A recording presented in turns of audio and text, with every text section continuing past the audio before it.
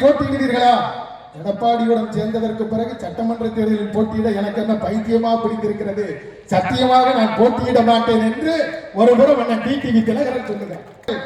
கருப்பையா மூப்பனார் பெற்ற தவ புதல்வனே, நீங்கள் 2026 தேர்தலில் போட்டியிடுவீர்களா என்று கேட்ட பொழுது சொன்னார், மோடி ஏதாவது வேறு மாநிலத்தில் இருந்தாவது ராஜ்யசபா சீட்டு ஒண்ணு எனக்கு கிடைத்துவிடும் என்கிற நம்பிக்கையில் அருமையனன் கு ஜெயக்கண்ணன் அவர்களே, வந்தவர்களை வரவேற்று மகிழ்ந்திருக்கக்கூடிய கோவில்பட்டி மேற்கு நகர கழகத்தின் செயலாளர், கோவில்பட்டி நகர்மன்றத்தின் தலைவர், பாசத்திற்குரிய அருமையண்ணன் கருணா சின்னப்பாண்டியன் அவர்களே, கோவில்பட்டி மத்திய ஒன்றிய செயலாளர் அருமையண்ணன் பீக்கிரிப்பட்டி முருகேசன் அவர்களே, மேற்கு ஒன்றிய செயலாளர் அருமையண்ணன் கி ராதாகிருஷ்ணன் அவர்களே, கயத்தார் மத்திய ஒன்றிய செயலாளர் அருமையண்ணன் சி மாணிக்கராஜ் அவர்கள் கொண்டாட போகின்றார். அமைச்சர் அவர்களுக்கு நகர கழகத்தினுடைய செயலாளர் கொண்டாட போகின்றார். மாணிக்கராஜா அவர்களுக்கு நகர கழகத்தினுடைய செயலாளர் கலைஞர் கொண்டாட போகின்றார்.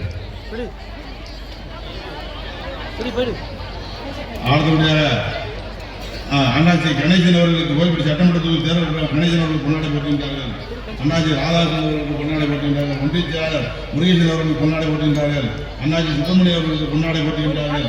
அண்ணாச்சி தம்பி ராதாகிருஷ்ணன் அவர்களுக்கு கொண்டாட போகின்றார்கள். கருப்பசாமி அவர்களுக்கு கொண்டாட போகின்றார்கள். ஜெயக்கண்ணன் அவர்களுக்கு கொண்டாட போகின்றார்கள். எல்லாருக்கும் ராதாகிருஷ்ணன் அவர்களுக்கு கொண்டாட போகின்றார்கள்.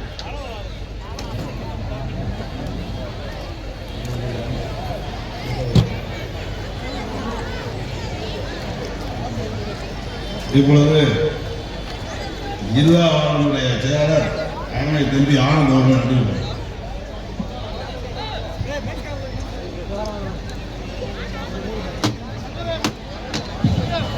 அனைவருக்கும் நன்றி.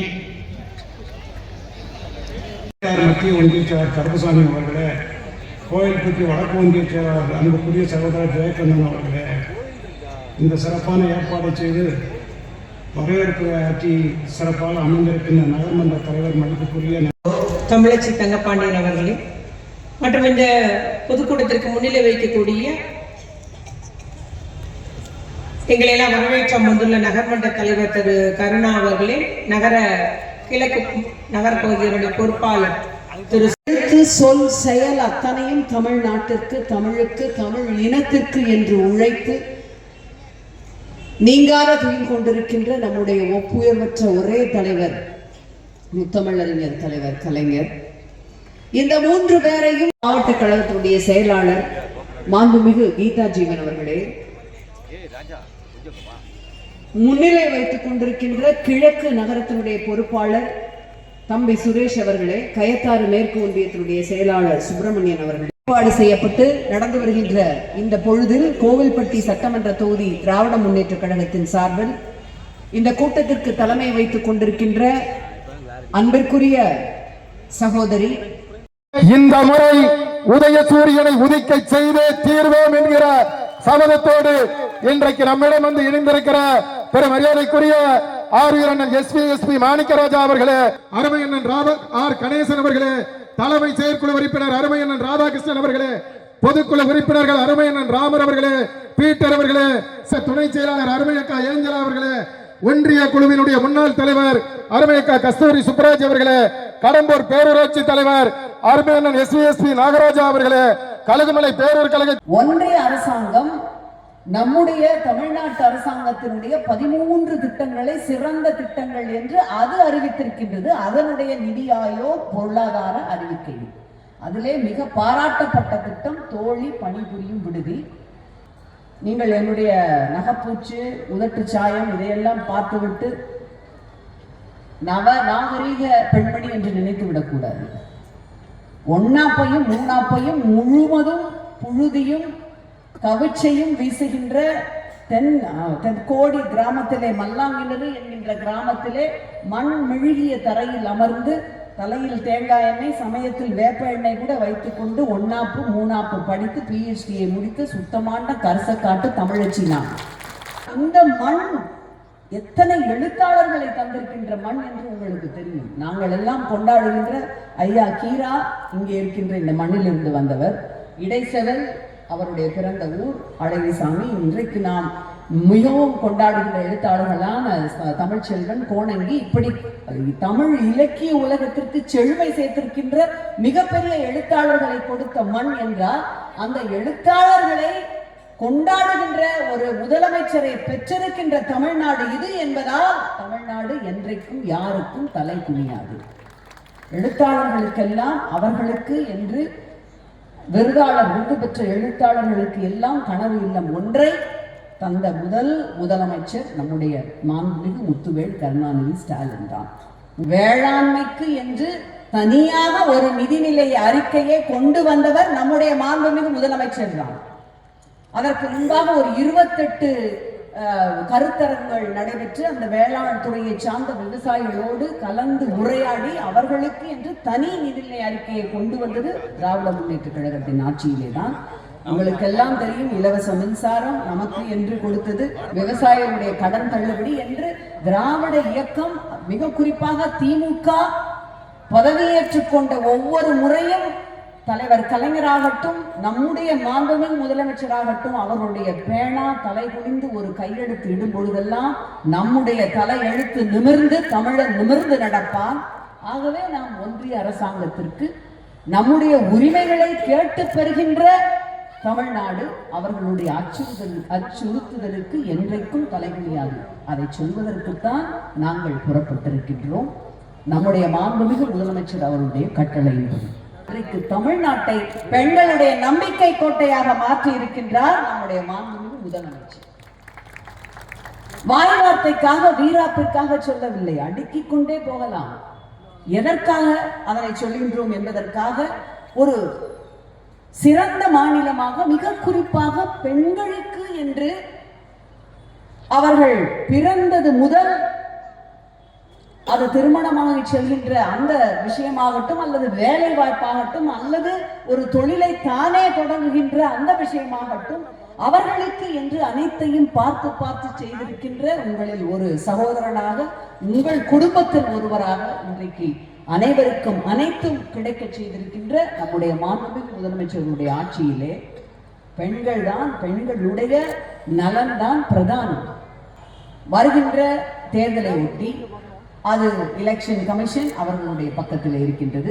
இடி, ஏடி இந்த மாதிரியான ரைடு வருகின்ற அந்த அச்சுறுத்தலையும் அவர்கள் வைத்திருக்கின்றார்கள்.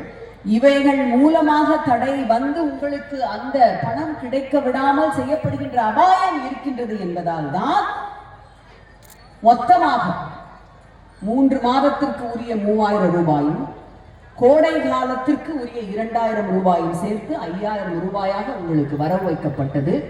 மீண்டும் நம்முடைய தமிழ்நாட்டின் முதலமைச்சராக முத்துவேல் கருணாநிதி ஸ்டாலின் அமரும் பொழுது அந்த தொகை உயர்த்தி 2000 உங்களுக்கு கொடுக்கப்படும் என்கின்ற அறிவிப்பும் வந்திருக்கின்றது. எதுவுமே திராவிட முன்னேற்ற கழகத்தின் பால் கொடுக்கப்படுகின்ற திட்டங்கள் எதுவுமே இலவசம் அல்ல, அனைத்தும் சமூக நீதிக்கான திட்டங்கள். புதுமை பெண், விடியல் பயணம், மகளிர் உரிமை தொகை திட்டம் என்று படிப்படியாக உங்களுக்கு கல்வியை கொண்டு வந்தவர், தந்தவர், தமிழ்நாட்டை பெண்களுடைய சுதந்திரத்தில், உரிமையில், பொருளாதாரத்தில் முன்னேற்றியவர் மாண்புமிகு முத்துவேல் கருணாநிதி ஸ்டாலின். ஆகவே தமிழ்நாடு யாருக்கும் தலை குனியாது. எதற்காக இந்த தரவுகளை சொல்கிறோம்னா, கல்வியில எப்படி நம்ம முன்னால இருக்கோங்கிறத நீங்க உணர்ந்துக்கணும். இப்ப நம்ம 8வது வகுப்பு வரைக்கும் யாருக்கும் கல்வி தடைப்படக்கூடாது என்பதற்காக, அதுக்காகத்தான் நம்ம புதிய கல்விக் கொள்கையில கையெழுத்து போடல. உயர்கல்வியில சிறந்த 10 நாடுகள் பட்டியல்ல இந்த 10 இடத்துலையும் இந்தியா கிடையாது. மக்கள் தொகையில இந்த இந்தியாவுடைய இத்தனை பேர் இவ்வளவு பர்சன்டேஜ் எடுத்திருக்காங்க. இந்தியாவுடைய சராசரி உயர்கல்வி தொகை அந்த சராசரி 20% 4 தான். ஆனா தமிழ்நாட்டில் தேசிய சராசரியை தாண்டி 76% உயர் கல்வியில் நாம் முன்னணியில் நிற்கின்றோம். ஆகவே தமிழ்நாடு யாருக்கும் தலை குனியாது. அரசு பள்ளியில் பயிலுகின்ற 488 மாணவர்கள் JEE தீர்வில் வெற்றி பெற்றிருக்கின்றார்கள். இதற்கு முன்பாக இதை மிஞ்சிய வரலாற்று பதிவு எங்கும் இல்லை. இதற்கு பின்பாகவும் இந்த சாதனையையும் நம்முடைய மாண்புமிகு முதலமைச்சர் தான் முறியடிப்பார். தேர்தலில் எல்லாரும் சொல்றாங்க, எனக்கு போட்டி, எங்களுக்கு ஒரே போட்டி திமுக தான், திமுகவை வீழ்த்துறது தான் நாங்க இப்ப புதுசா கட்சி ஆரம்பிச்சிருக்கிறோம். அப்படி வானத்திலிருந்து குதித்த நட்சத்திரங்கள்லாம், நேற்று பெய்த மழையில் முளைத்த காளான்கள்லாம் திமுகவை வீழ்த்துவதுதான் எங்களுடைய இலக்குங்கிறாங்க. கவலையே கிடையாது. ஏன்னா சிறந்த தலைவனுக்கு தன்னுடைய குருதியில், தன்னுடைய ஆன்மாவில் கொள்கைகளை வளர்த்து பழகி அதை மக்களுக்கு நல்லாட்சியாக தருகின்ற ஒரு தலைவனுக்கு பிறர் போட்டியாளரே கிடையாது. எங்களுக்கு போட்டி நாங்க தான். நம்முடைய மாண்புமிகு முதலமைச்சருக்கு போட்டி மீண்டும் ஒரு முறை அவர் முதலமைச்சராகி இந்த 5 ஆண்டு சாதனைகளை முறியடிப்பதுதான். ஆகவே உங்களை குறித்தெல்லாம் எங்களுக்கு கவலையே கிடையாது. அதை பற்றி நீங்கள் பேச வேண்டிய அவசியமே இல்லை. இன்னொரு புறம் வர்றாங்க பிஜேபி. தேர்தல் அப்படின்னா வந்து திருக்குறள் சொல்வார் நம்முடைய ஒன்றிய மாண்புமிகு பிரதமர் அவர்கள். தேர்தலுக்கு தேர்தல் அடிக்கடி வருவாங்க. கோயில்பட்டி கூட வந்தா ஆச்சரியப்படுறதுக்கு இல்லை. வந்தா இந்த தடவை நீங்க கடலை மிட்டாய் கொடுக்க கூடாது, அல்வா தான் வாங்கி கொடுக்கணும். வரும்பொழுதெல்லாம் தமிழை திருக்குறளை சொல்லுவார்கள். நிதிநிலை அறிக்கையிலும் அம்மையார் திருக்குறளை சொல்லுவார். இந்த முறை நிதிநிலை அறிக்கையில் அது கூட கிடையாது. அப்படி தமிழ் அப்படின்ட்டு ஒரு ஜாடியை தூக்கிட்டு வருவாங்க ஏமாத்துறதுக்கு. விழிப்போட இருக்கணும் நீங்க. பாரதியார்னு அடுத்து இன்னொரு ஜாடியை தூக்கிட்டு வருவாங்க. தமிழ்நாட்டு மக்கள் வெறும் வார்த்தை ஜாலங்களில் ஏமாற்ற மாட்டார்கள், ஏமாறவும் மாட்டார்கள். உதயசூரியன் எந்த உதயசூரியனையும் தாண்டி பறந்தோ கழுந்தோ பறந்ததாக வரலாறு கிடையாது. சூரியனுடைய கிரகணங்கள் நிச்சயமாக சுட்டு பொசுக்கிவிடும். அந்த கூட்டணி தான் இப்ப எலி தவள கூட்டணி தான் இப்ப இவங்க வச்சிருக்கிறது.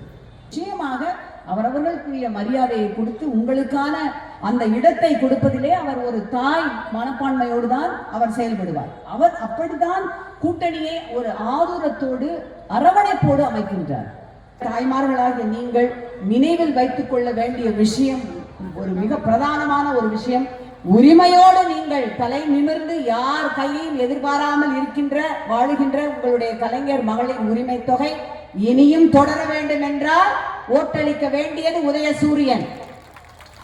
எங்கும் எப்பொழுதும் பிறந்த வீடாகட்டும் அல்லது உங்க அக்கா தங்கச்சியை போய் பார்க்கட்டும், யார்கிட்டையும் காசு வாங்க வேணாம். உடனே ஒரு பஸ்ல ஏறி விடியல் பயணம் மீண்டும் தொடர வேண்டும் என்றால் ஓட்டளிக்க வேண்டியது உதயசூரியன்.